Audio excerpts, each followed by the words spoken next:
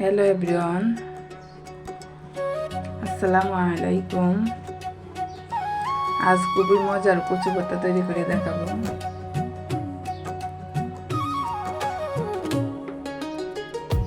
কচু পুষ্টি উপাদানে ভরপুর একটি সবজি।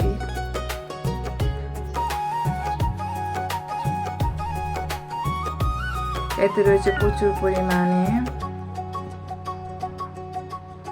Iron, calcium, vitamin A, B, C, যা আমাদের শরীরে রক্ত শূন্যতা দূর করে, রাতকানা প্রতিরোধ করে, রোগ প্রতিরোধ ক্ষমতা বাড়ায়, কচুতে থাকা ফাইবার হজম শক্তি বাড়ায় ও পটাশিয়াম হৃদরোগের ঝুঁকি কমায়। তাই আমাদের সপ্তাহে একদিন হলেও কচু খাওয়া স্বাস্থ্যের জন্য ভালো।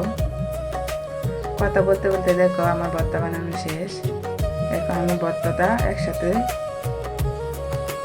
করে নিব। দেখতে পাচ্ছ অনেক মিহি করে আমি ভর্তাটা বাটিয়ে নিয়েছি। এখন লবণ দিয়ে ভর্তাটা একটু মেখে নিব। এখন সরষের তেল দিয়ে দিব। সরষের তেল দিয়ে ভর্তাটা ভালোভাবে মেখে নিব। ভর্তাটা যত মাখানো হয় ভর্তার স্বাদ তত বেশি বেড়ে যায়। দেখো ভর্তাটা কত সুন্দর লোভনীয় লাগছে, দেখতে পাচ্ছ। এখন আমি ভর্তাটা বাটিতে উঠিয়ে নিব।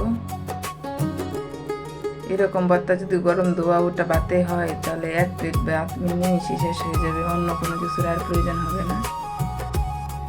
আমার তো এই ভর্তা হলে আর অন্য কোনো কিছুর প্রয়োজন হয় না। এখন পাটায় মাখা ভাত খাবো। এই পাটা মাখা ভাত খেলেই মনে হয় যে শৈশবে ফিরে গেলাম। ছোট সময় অনেক খেয়েছি এই পাটা মাখা ভাত।